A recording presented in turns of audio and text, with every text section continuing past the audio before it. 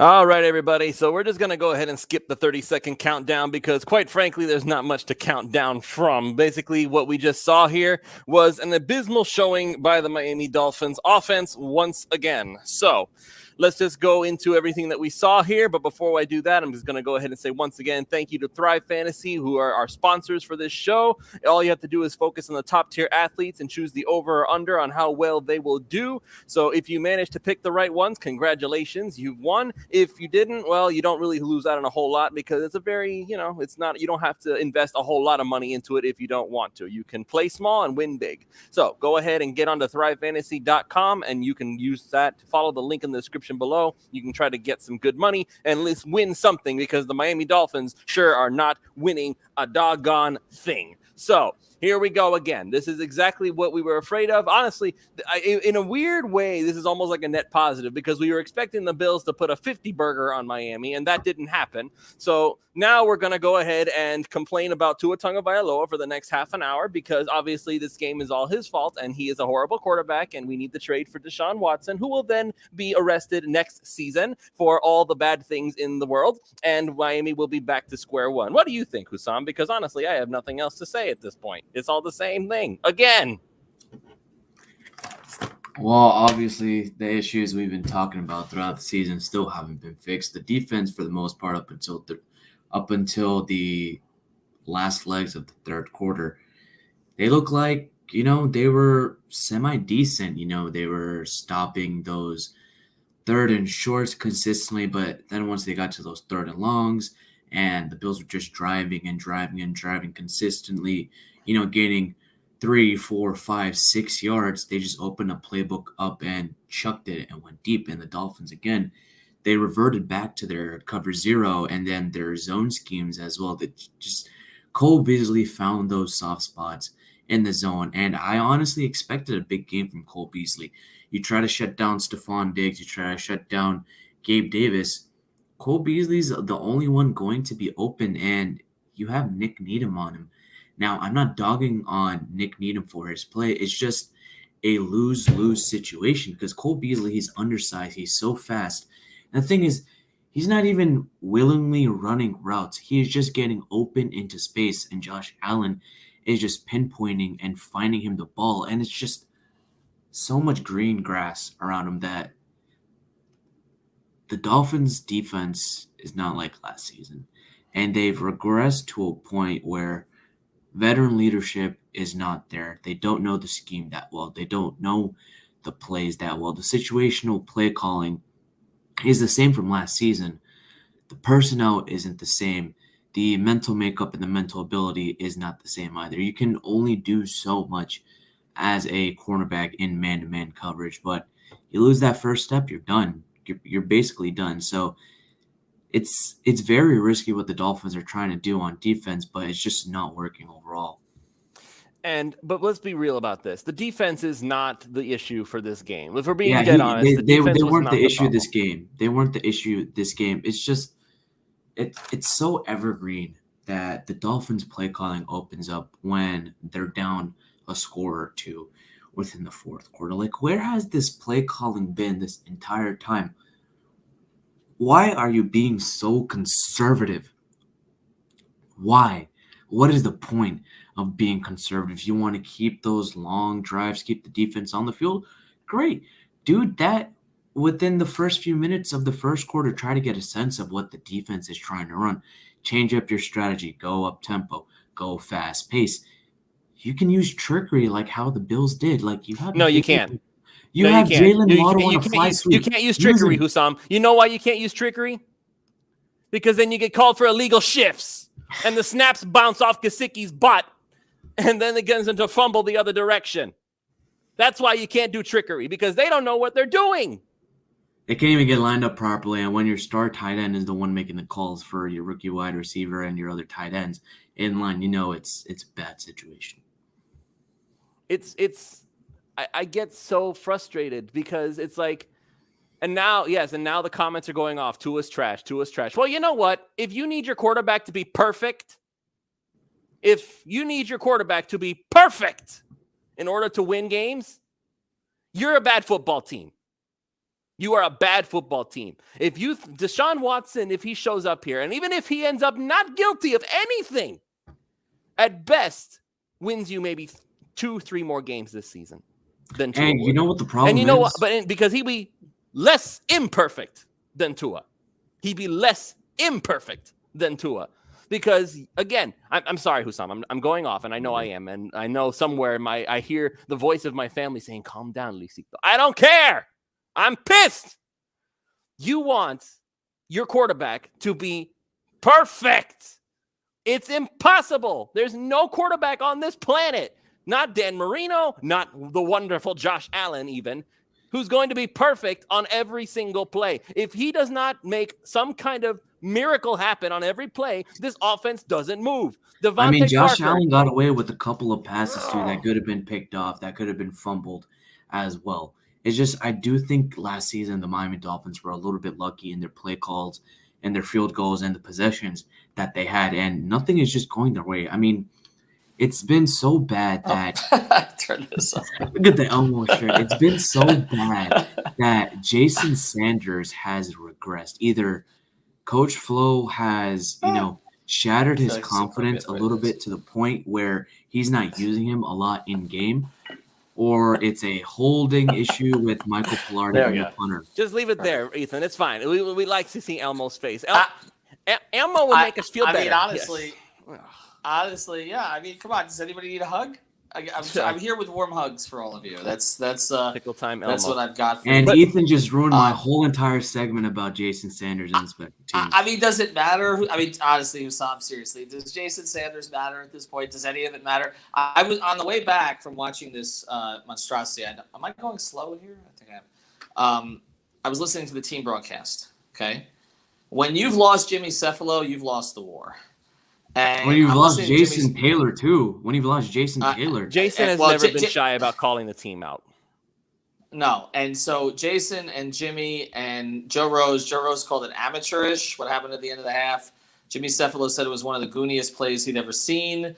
Jason Taylor was going off because when the Dolphins got the ball back and they called whatever it was they called there at the end of the game, he's like, why would you do that? He's like, why wouldn't you just get out of here or just hand the ball to the running back or kneel? And then as soon as O.J. McDuffie comes on, O.J. basically says, we were stupid today. It's inexcusable. To me, when the team broadcasters, this isn't us, okay? This isn't, people that, that they don't want to deal with.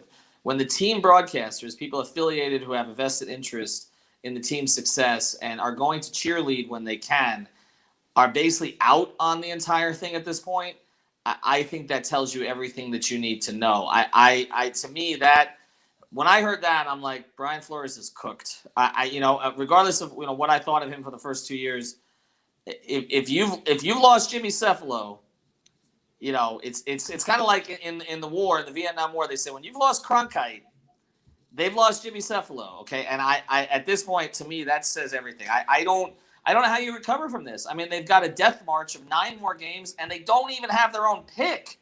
So, this is the only shirt I can think to wear today because hopefully it'll make you guys happy. But honestly, Jason Sanders, no Jason Sanders, it doesn't. It's broken. They have to literally start over. I don't even know what they salvage. We talked about trading Devontae Parker, and I'm with you on that, okay? And you see what he does at the end of the game. What kind of value are they getting there? He salvaged his value. The funny thing is, Ethan, it's always the same thing. Once the pressure's on, that's when everything crashes and burns. Because Parker was awesome up until that one moment where he needed to be. That's always the thing. That's always where it boils down to. Yeah. When the pressure's on, they cave. They crash in. They don't have a solid foundation to build on, because once it starts getting heavy and the world starts caving in on you, who's going to lift it up? Who's going to fix it? And the thing is that even if I'm going to do it again, even if you go and trade for Deshaun Watson, the Texans were 4-12 last season with Deshaun Watson, superstar quarterback. So what? You want him to drag you guys kicking and screaming to 4-13? So what? So freaking what? Big deal. But Lewis, why does he even want to be here? Can somebody please explain that? It's got to be off the field stuff. What is it that It's got to be off the field stuff. Maybe the problem. He has no state tax in Texas either. Right. That might be the problem. You're right. He has no state tax in Texas either. So, like, could somebody explain to me how somebody could look at what Tua is dealing with this offensive line and say, that's what I want? You know what? The woman who's been divorced 6 times, okay, and tried to kill her husband 3 of them, that's the one I want. Like, I mean, why would you choose that? Like, It's who craziness, makes that it's decision? madness, Sorry. and let's not forget, even Deshaun Watson was dealing with the same thing, and he went 4-12. He went 4-12. Great quarterback. He had his weapons. The offensive line was completely trash, and the defense was utter garbage. It was garbage. Now, he had really great stats, but it was in garbage time. It was all in garbage time. They were down 20, 30 points. And honestly, the defense was just playing prevent the entire time. And Washington was just chucking it up there. He was just chucking up there, giving it to D-Hop, giving it to Will Fuller, giving it to his weapons that he trusts, weapons that got open, and the play calling that was there to help Deshaun Watson. You know what? The Dolphins don't have? Those exact things now. They have their weapons, but they're all made of glass. They have 5 billion play callers, but it's a game of telephone where everything just gets miscommunicated. And that's what's happening with Jalen Waddle, Mike Gesicki, Tua, Myles Gaskin on those line adjustments. Like, you say one thing, you do one thing, and something else happens. Like, it's mind-boggling to the point. Like, can't you just simplify it to make it easier? And then I'm going to say I was wrong here. I was of the understanding that Chad O'Shea had a complex offense for the Dolphins back in 2019, where you had street free agents, undrafted free agents, and you had rookies and second-year players that weren't even going to be on the team the following season. And they called it complex, but they were moving the ball.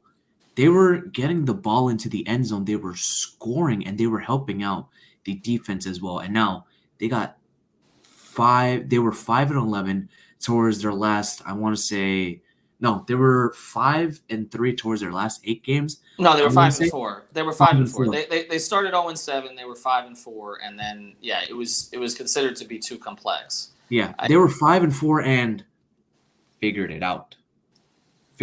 Now, why can't the Dolphins figure this out? And I'll tell you why. Anything out because they don't have, as you said, Lewis, in your previous article, they don't have veteran leadership in the offensive room. They don't have veteran leadership anywhere, Hussam, not in the coaches, not even in the offense, not in the defense. Not even in the defense. At special teams, you can say, yeah, okay, Jason Sanders, but Danny Crossman has to be a little bit better in, telling his punter, holding the ball pretty well, because I took a replay of that, and I do believe the laces were, well, it was essentially Ray Finkel. That's all I'm going to say.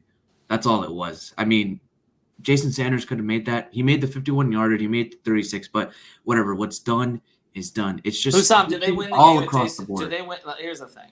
We can point out any one of 12 different circumstances.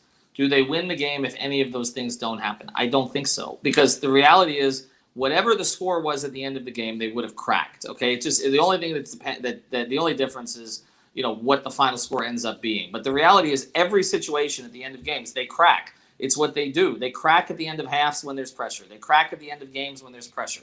The play callers crack. It's that bend don't break mentality they had since 2019, but everything is breaking. London Bridge is falling down. Just the Rickenbacker Causeway is crashing into the Atlantic Ocean. That's what's happening here over and over and over again. And I do think that with everything that's happening, Flores' seat, it's getting hotter and hotter by the minute. And now I thought, maybe week 4, week 5, it's understandable. They're young, they're learning, but they don't really have the guys to help Tua, or the defense is still trying to get back to where they were. Now you're near the halfway point of the season. But Hussam, it's going to get worse. Can't figure crap out. It's going to get worse, and here's why. Okay, because when you talked about with 0-7, okay, but again, there were no expectations on that team. There was no expectations on that regime. That was supposed to be one of the worst teams in league history. So they're 0-7, and then you could see that there were certain guys that were getting better to a certain degree, and that they would progress over the course of the season. Okay.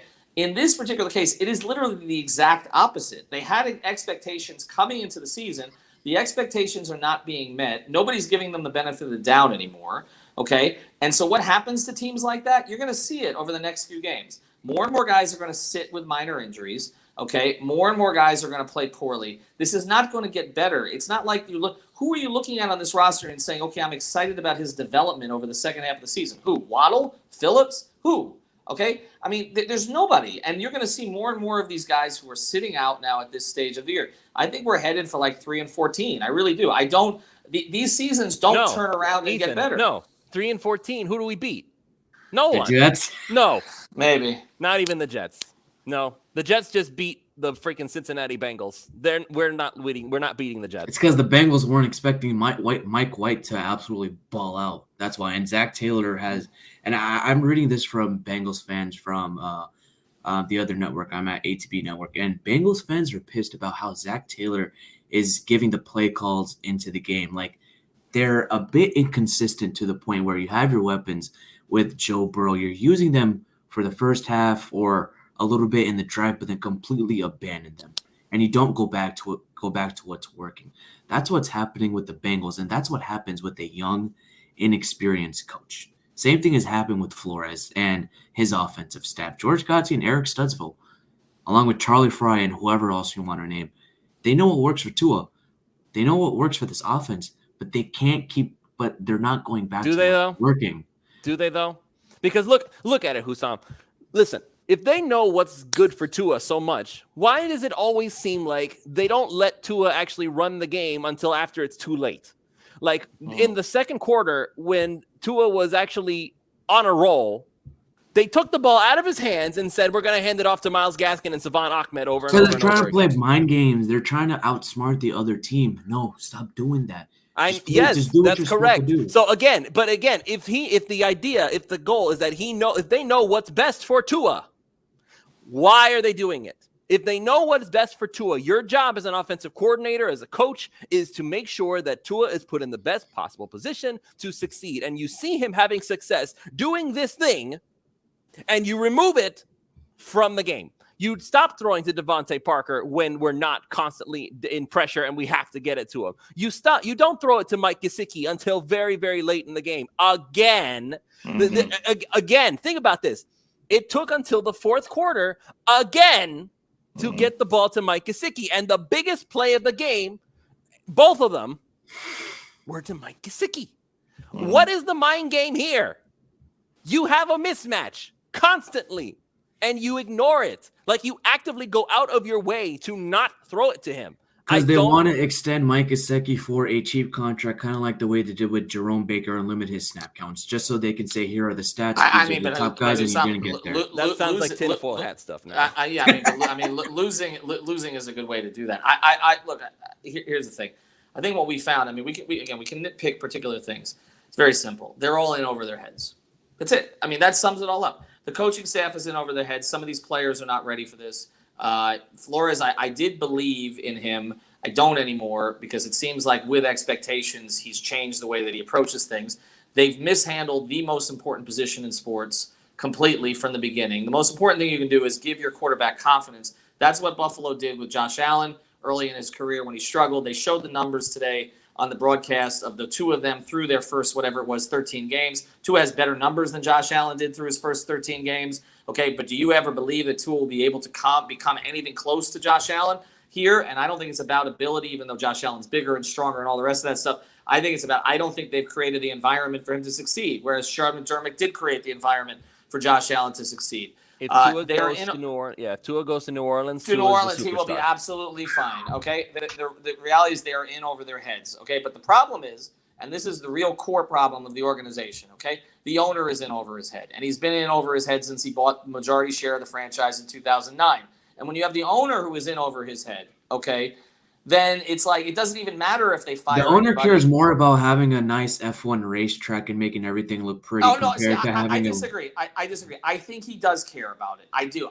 Even if it's just for reputation purposes. I do. Look, I've been in rooms with him. I do think he cares about it, but I don't think he has any freaking idea how to go about it. Okay, and those are two different things, right? And so I do think he cares. There are owners who care who are still bad owners. Okay. he's a bad owner because he's not able to assess what's going on. He gives too many chances to the wrong people.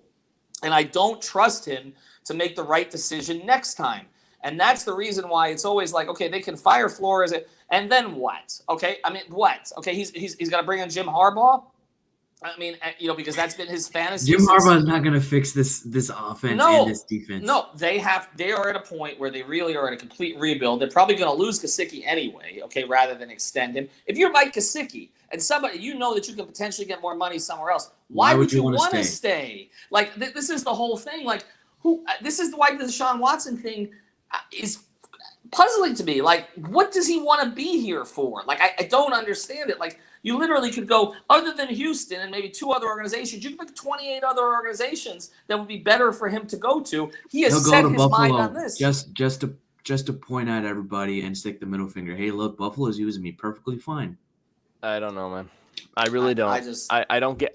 This team has baffled me for the past 3 regimes, and they all seem to have the same common problem. Can't help the quarterback. Can't have a functioning offensive line, and the defense is in shambles. Okay, 4 problems then. Because the 4th problem is, as soon as they find something that works, they immediately remove it. Right. They immediately remove it. As soon as something works, they stop using it and they try to fix the other problem. It's like, oh, well, now that this is working, we can go back to it whenever we want. Let's fix this other thing that's broken. That's not how a good team does things. Lewis, you know how I felt about Adam Gase? And today I was longing for Adam Gase. Because at least with Adam Gase, there was coherence to what he did. It was ridiculous. It was amateurish. It was all the rest of this. But there was coherence. It was a wide receiver screen. It was consistent. Consistently awful. And speaking about Adam Gase, my man, I was so stupid when I was 16, 17. I would say, Adam Gase makes this offense really look good. I think he's a good coach. And to this day, my mom clowns me about it. Like, hey, didn't you say Adam Gase was such a good coach? I'm like, Mom, I was 16. Please leave me alone. And now I'm saying Brian Flores is a good coach. And he's like, he's definitely better than Adam Gase, but the Dolphins are still losing. What's happening? It's just Hussam, can we say the same thing, though, about Brian Flores that a lot of people have said about Tua? I don't think that Brian Flores is a bad coach, but I feel like Brian Flores needs certain things to be in place for him to really succeed, okay? And with those things not in place this year, he cannot succeed. That's how it looks to me. When Larry Sonka is calling out this organization, and he's saying it's time to get back to the basics and revisit the drawing board and puts up a hashtag that says #total rebuild, you've effed up. All right, so I'm going to go ahead and put that up just so you guys can get an idea of what that is looking like, because I'm trying. We don't have a producer today, so I'm just trying to do what I can. That's fine. Here. But no, we'll carry it. I'm going to go through some of this stuff again. Just looking at some of the comments because I can get some of these out. So I want to ask you this, Ethan, since you've been a media member for a long time, are reporters going to ask Brian Flores today again, will you be trading for Deshaun Watson, or what is this next 2 days? No. You know how I would guess that they would ask it. They will say, "Will you be relieved when Tuesday passes?" That's how they'll ask it. And honestly, I don't blame them for any of it because they've been put in a completely untenable situation. Having been someone who was in a room with Nick Saban when Dave Hyde asked, "Are you going to be the Alabama coach?" These things are uncomfortable to ask, and sometimes you have to ask them. But I will say this, okay, that the way the Dolphins have handled this internally, okay, with the general manager hiding in a closet somewhere. He hasn't spoken since, 2019, right, Ethan? Yes. So him hiding in a closet somewhere. He talked for the draft, didn't he? He talks, but do you even count that? I mean, literally, he doesn't say a damn thing. I mean, he doesn't address the future. He doesn't address the direction of the franchise. Again, I cover another team in town where they will address that stuff. He doesn't address any of it, okay? And look, I put the analogy out there yesterday, too. The Heat remained steadfast in Tyler Hero's development. Yeah, no, I've said that. They gave him the confidence, but they cannot do the same. No, they won't do it to him. But getting back to Greer, okay, the reality is, okay, that he needs to stand up and speak. And I don't care that he may give something away or that it's not good negotiation tactic. He doesn't have to speak on every part of this, okay? But he has to be a man, basically, and stand up there because you're putting your head coach out there in a position where it's not the head coach's responsibility to answer those kind of questions. I'm sorry, it's not. He's not the final decision maker on that. The general manager and the owner are. And so will they ask it? Sure. Will it be answered in a way that's satisfactory? No. Okay. And we'll just move on through Tuesday. And then after Tuesday, they'll say, we were never in on it in the first place. We know that's not true. What is that? Sorry, I can't see it. No, it was basically a comment from Marcus Hunter. I want to ask you guys this. Since Brian Flores says he'll be relieved after the Tuesday trade deadline passes, does that hint that he wants this Watson talk to go away? He doesn't want Deshaun Watson? Of course he does. It's a distraction. Like everybody's talking about it. I sincerely doubt that it has anything to do with how his team is performing, that everybody's like, oh, we're going to get Deshaun Watson, and everybody's messed up and focused, but I don't know that it's direct, but this stuff does infect teams. There's no question. It does. Absolutely. I'm not excusing Flores completely because the reality is our understanding is he wants Watson more than Greer does. Okay. But I'm just saying that he still shouldn't be the one who has to answer all the questions. Okay. Because he's not the decision maker on it. Greer is. Okay. And Ross is. It's not Flores. And this has been handled poorly from the very beginning. And they cast a shadow over this entire season. With that being said, I don't know if the team was good enough or the coaching was good enough for it to matter. But pretty much everything they've done is wrong. And look, the record speaks for it. They've lost 7 in a row, and they're not close. I mean, they're not close in any way here. This game was close today because the Bills played a horrible offensive game, in my view. This is not because they're close to overtaking the Bills. And the biggest thing about this is you waited for 20 years for the Patriots to finally come back to the pack, and now you allowed another team to blow by you while you had all those picks, all of that money. It's embarrassing. I'm sorry. It's embarrassing. Anyway, I'm going to try. You guys carry. I got to get my wireless right here, and I'll be back. Sorry, guys. All right, that's fine. Now, Lewis, with the way Greer has attacked these drafts, it's looking like, he pulled whoever was that Browns general manager in 2015. You want to say he botched on the first 3 picks of the 2020 NFL draft. He found a great second-rounder All-Pro in Xavier Howard and an All-Pro returner in Jakeem Grant. But other than that, it's been mid. All right, it's been half decent, and the rest it's just been really bad. Then for free agency, you tend to overpay. In 2016 and 2017, you botched that as well.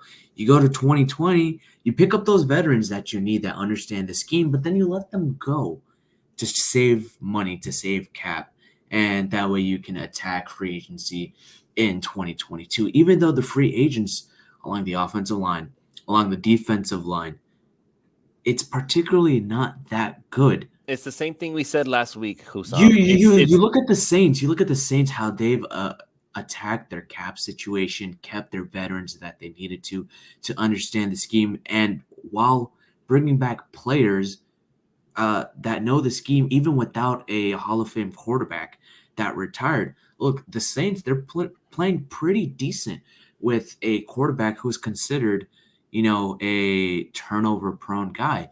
And Sean Payton molded him into the quarterback that he wants. He developed him. He refined his tools. And now the Saints look pretty okay. They're okay for where they are as a franchise because they made the moves that they needed to do. They understood their personnel. They understood their scheme. And the fact of the matter is, they're a competent organization, unlike these Miami Dolphins. It is incompetence, and I guess at this point, people have reached the point where everybody doesn't care about the other stuff because everybody's like every single comment. Go get Watson, he's elite. Go get Watson, get Watson. Everything will be fine. Go get just Deshaun Watson. So what happens if you go get Watson? Then he gets slapped on the commissioner's exempt list. Then gets the reports are that he won't get put on the exempt list. But I'm more worried about the fact that there's still investigations going on. And even if he plays this season, and just as everybody's getting hyped up, it would be the most Dolphins thing ever. He gets arrested and he never plays football again after that. So, and again, I personally don't want Watson simply because of all those allegations. I don't want to hear it. I don't want to see it. It's like that's why it's a moral thing for me. I'm sorry if that bothers everybody because I don't want to root for someone like him. I'm sorry. And you can call it, you can even say it's racism. You want to say it's racism? Go ahead. I don't care anymore. I personally root for Tua. He's the same color, but that's besides the point. Oh, okay. It's the same thing, Hussam. That's why everybody says it. It's racism for Watson. Why? How is it racism? It's not. It's just the whole concept of Watson, I know for sure, is elite quarterback. He's an amazing player. He's all these things. I'm not impressed. I don't want the face of my franchise to be somebody who in many ways could end up in jail. I don't want my quarterback I don't want the face of my franchise to be somebody who he may or may not end up in jail. And even if he doesn't, it's still there. It's going to hang over his career for the rest of his life. Like, I don't want, like, is that the guy you want advertising your sneakers? Is that the guy you want? Like, when was the last time we saw Big Ben Roethlisberger, that superstar quarterback who has his legal age? When was the last time we saw him in a commercial? For real. You can't market him because a lot of people look at him this specific way because of a thing that he got in trouble for. You can't.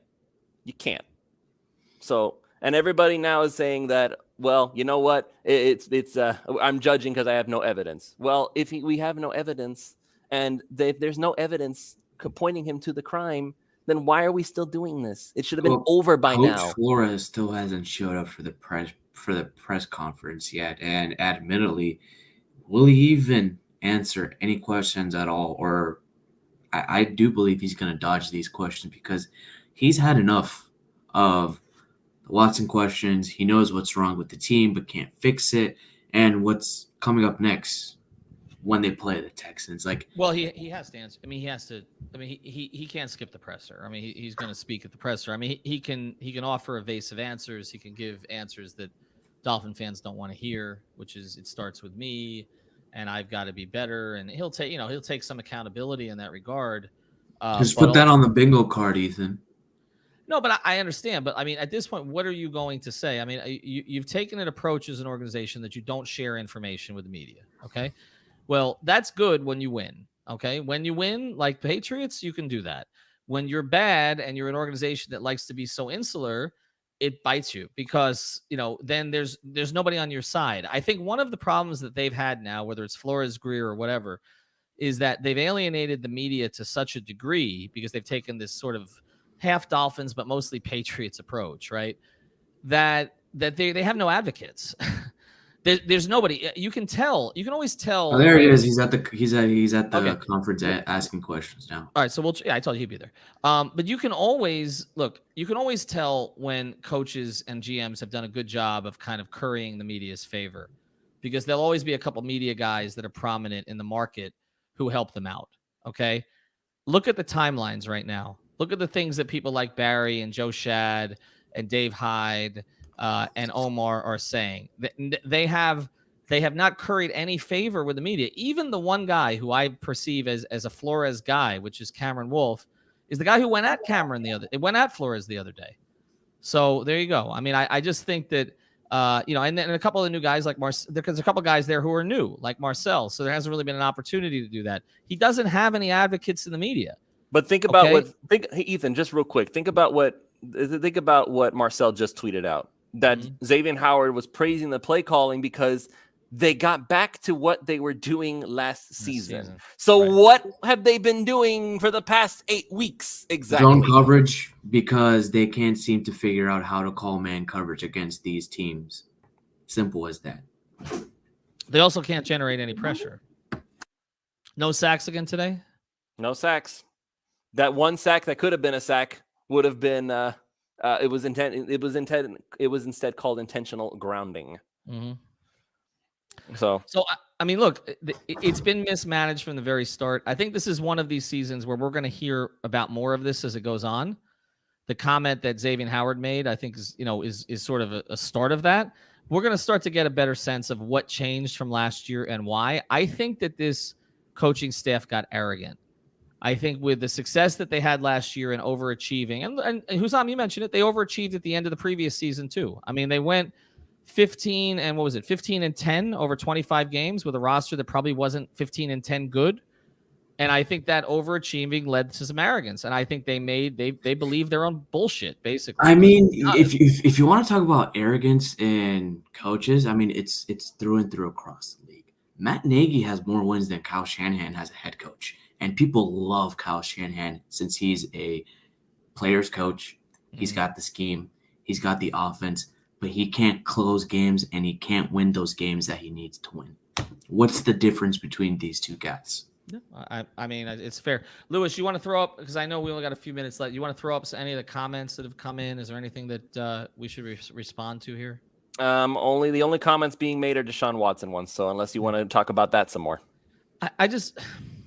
I mean, look, at this point, whether you agree with the move or you don't agree with the move or you have an issue with it morally, ethic, whatever. Okay. The reality is that it doesn't, for this season. This season's gone. We know.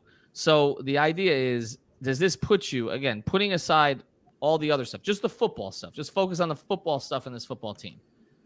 Does this set you up for the future? Does it make any of your other problems go away? You're going to be dealing draft picks to get him, right? You're already thin in a number of areas. We know that this regime can't pick free agents because every time they get free agents, they're gone the next season, right? Except for Agba.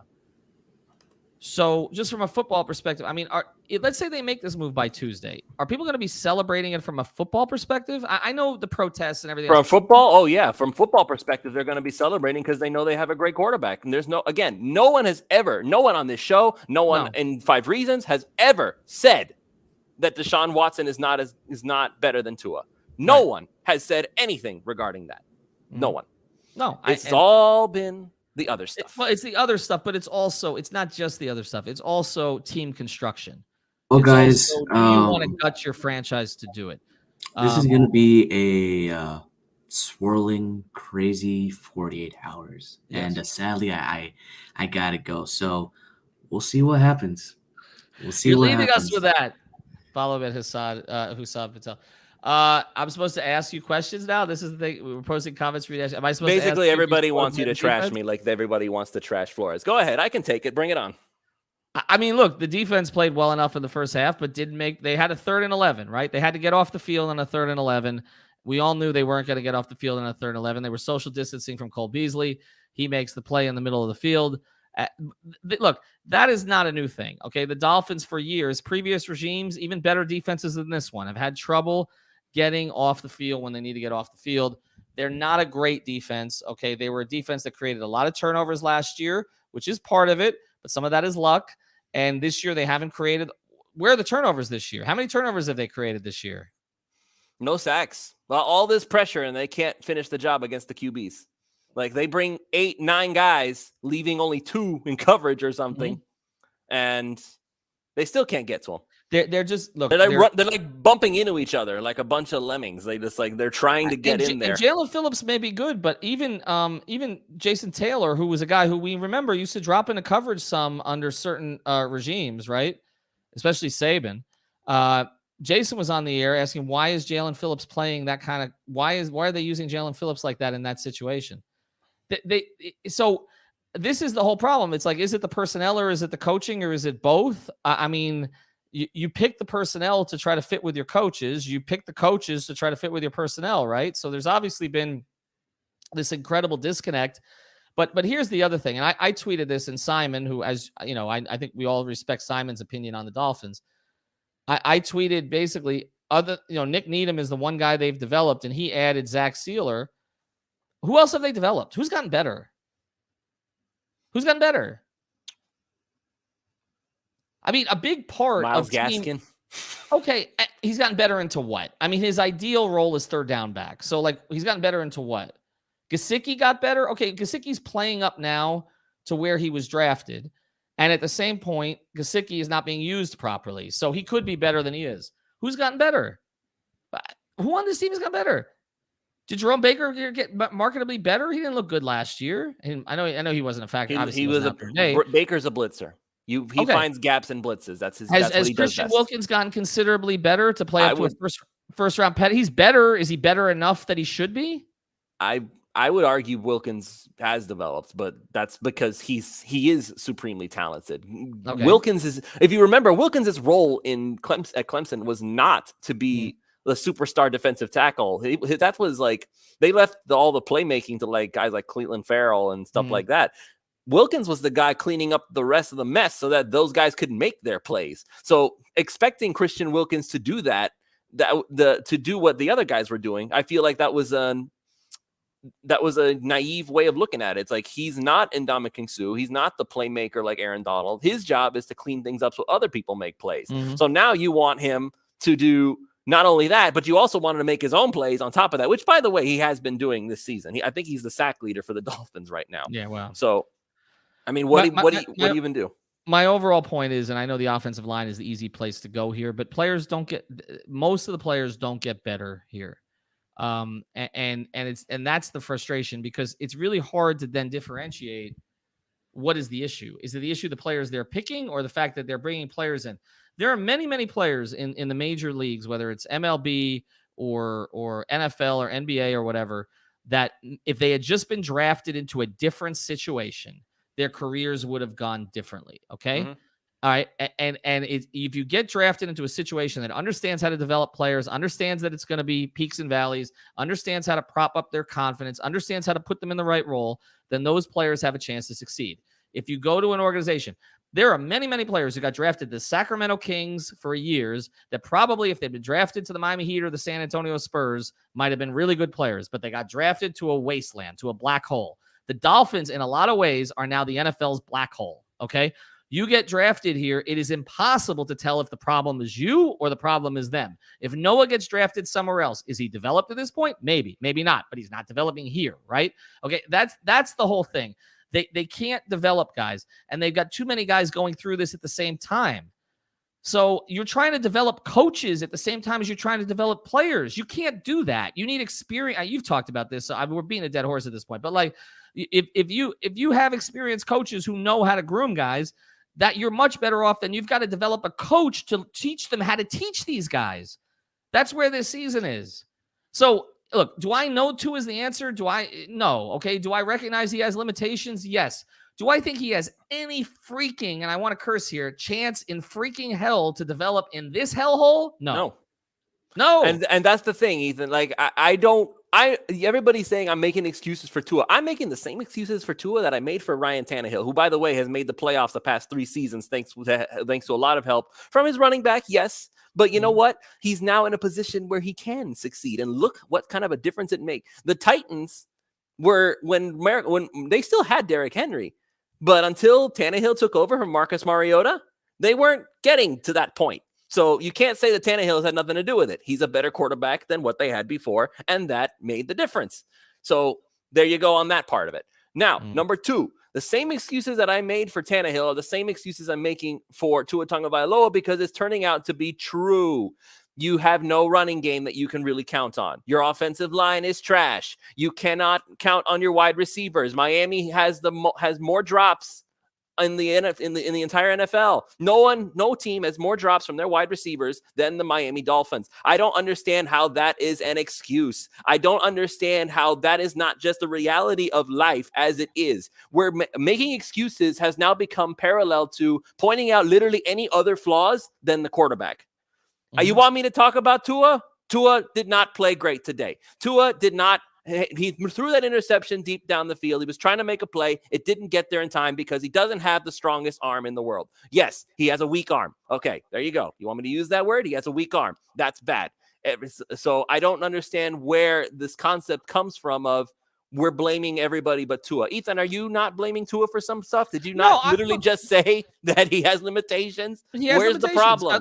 He has limitations. He's not perfect. He's not a guy who's going to overcome all of his circumstances. And I know that people are saying, well, Watson is. But so they went 4-12. But you can win with Tua. I firmly believe that. And look, you look at the play he made to Gesicki today on the 4th and 6. That's an instinctive play that's difficult for most quarterbacks to make. He made it. Okay. I absolutely believe if he was in the right situation, he's a guy that I would be very comfortable with playing quarterback for the team that I rooted for. I am not comfortable with the way that he's been used. This thing you're blaming on things. Look, he's part of it. They're a bad offense. Everybody's part of it. But also when you take a look at what the quarterback situation has been here over the past 20 years, there were a lot of quarterbacks here who were a lot more responsible for the offensive issues than this guy is. That's what I'll say, okay? There were teams that had enough on offense for the Dolphins, and the quarterback simply wasn't good enough, okay? I don't think that's the case here. I think the case is that he's good enough in the right circumstances. They put him in all the wrong circumstances.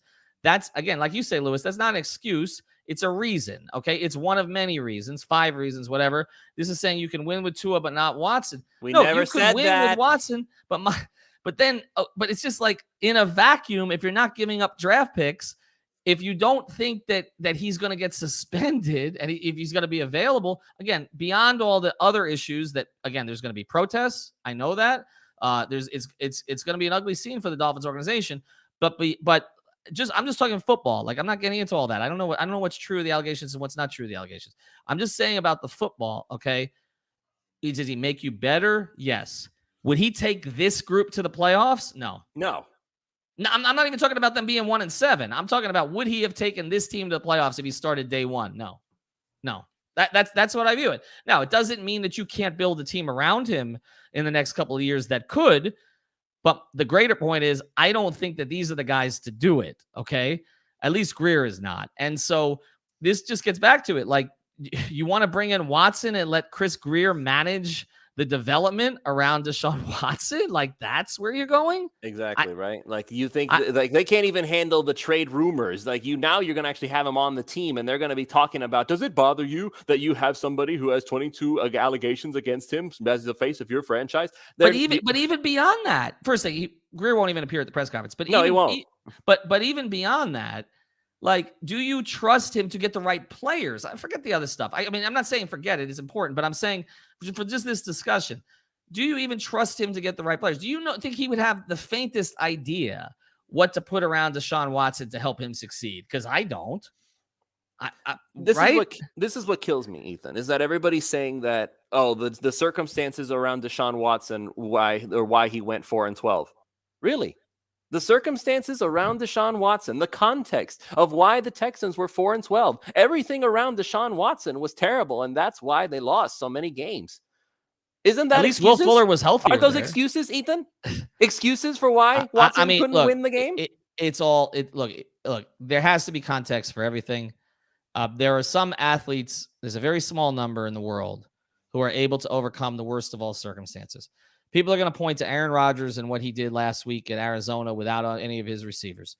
Okay, you're talking about a guy who's going down as a top 5 quarterback of all time. Okay, Aaron Rodgers has consistently made players out of guys who would have not have been players somewhere else. Tom Brady has done the same thing. Michael Jordan did it. Wayne Gretzky did it. There's a select number, okay? Maybe Deshaun Watson is close to that category. Maybe, okay? He's young enough, certainly can get there if he can get this other stuff, resolved in a way that can be handled. But what I'm saying is most guys cannot, okay? Most guys you're dealing with your circumstances. And again, I know people always say, I come back to the basketball. There's a lot of guys who, if they had been drafted into a situation or developed a situation other than the Miami Heat, would not have had success, okay? They've had success because the organization knows how to do it. That it's just simply that way. I mean, there are just certain organizations that know how to do it. There's a lot of guys who won Super Bowls with the Patriots who, if they had been somewhere else, okay, you never would have heard about them, all right? But they were developed in that system. And it's just that simple. This is not a system. And like I said, and I don't think we need to belabor this, but again, when I'm in the car and I'm leaving where I was and listening to the team broadcast, and the team broadcast, I mean, they are fed up, okay? And those are the guys that have to talk to Brian Flores every week, right? There's the guys who are supposed to be pushing the company line, and they're like, this is inexcusable. We played stupid. It's a bonehead decision. It feels to me like this regime is heading towards the end. So if that's the case, Lewis, do you want a regime that is circling the drain right now, making the most important trade, in recent since the Ricky Williams trade? Is that since 2002? Is that what you want happening? The most important trade they've made in 19 years. You want those people, the people who've given you this, making that decision? To me, the answer is no. I don't think you can make that kind of decision while they're still in place. So, new guy comes in and wants to say, okay, we're going to try. Deshaun Watson's still out there. He's passed some of his allegations. And yeah, I believe that too, Albie. Then okay, that's a different conversation we're having. But right now, with where it stands, a 1-7 team that looks like a 1-7 team, and you want the people who've given you that product, they've given you that dinner the shit that you just threw in the garbage, right? And you want them to cook the next meal?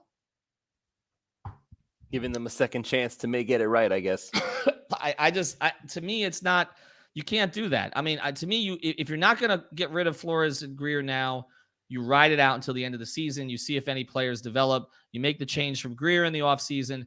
Maybe you give Flores another year to try to fix it. You put somebody else in charge of making a decision as important as Deshaun Watson. You can't make that decision now. You can't. It's just, it looks like desperation. And for what? To get him in the system? I was praising Flores. Malik, I want to pull that back a little bit. I'm a Flores fan. I was. Greer, it was more wait and see with me because I was around. I just didn't know a lot of the years he was there, I was around. I just didn't know what he did. Well, now I think we're getting a better sense of it. But Flores, yes, I will take it back. Trust the flow says, yes, Malik, you're right. I was a Flores guy. I thought he had 2 very excellent years. I think this has been terrible. So that's fine. Savage, that's fine. I mean, we'll take it. I mean, that's fine. But the product speaks for itself. I feel like that if there's any hope for this franchise moving forward, we have to stop looking for the new hot thing in coaching and in GMs and assuming that we have the right people in place. Anybody who comes from within the organization has the same mindset of everything that we've already seen. Every time you promote from within, you are just creating more of the same. It's the same stuff, the same foundation, and you're just kind of just moving it up the chain. It's the same. You need an outside voice. You need somebody who has, again, a proven track record.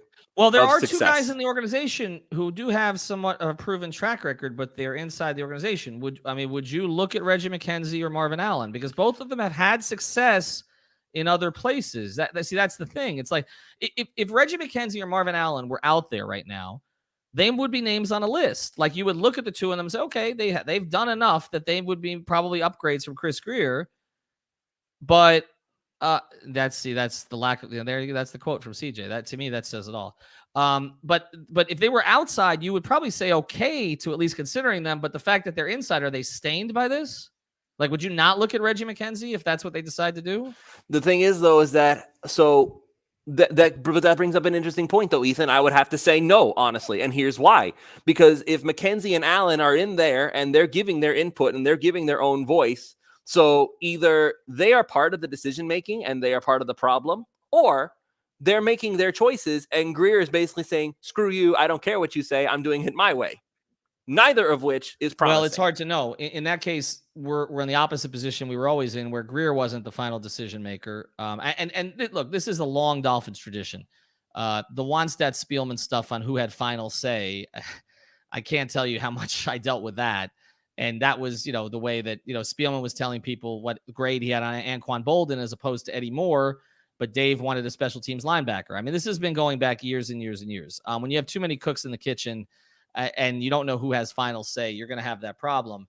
I'm just saying that I think on the face of it, you would look at a Marvin Allen or a Reggie McKenzie, but I understand that when you look at what's happened inside the organization lately, you say maybe you're not comfortable with that. I don't know how many more rebuilds Steve Ross wants to sit through. He's 81 years old. Like, that's the other thing. I don't know that he wants to turn over the keys to somebody else to completely start over. And so I think that weighs into it. I just think that ultimately, and I get it, people want to see Deshaun Watson on the field. I mean, again, I get it. Well, Reggie McKenzie did to a certain degree. That's true. I mean, he had a pretty good run for a bit. The last 2 years were awful. His last 2 drafts were awful. You're correct. Well, remember, Mike Tannenbaum had a nice little run with the Jets for a little while there. Yeah, but Tannenbaum wasn't even a personnel guy. He was Parcells' cap guy, and he got promoted to that by default because there was nobody else there. I'm just saying, I understand why people want the new shiny thing in Deshaun Watson. I think it's going to fix everything, and maybe it will. I just don't want these people making that decision. I don't. I feel like you know what? If you get rid of Greer and in the offseason you bring in somebody else and Watson's still out there, which he probably would be, maybe his legal situation is slightly more resolved, so maybe it costs you more. But I'd be more comfortable with that than Chris Greer making this decision at 1-7 with a gun to his head. I don't know. It doesn't feel like they're dealing from a position of strength, Lewis. Like right? They have no leverage whatsoever at all. Like they had it, but they don't now. So I don't know.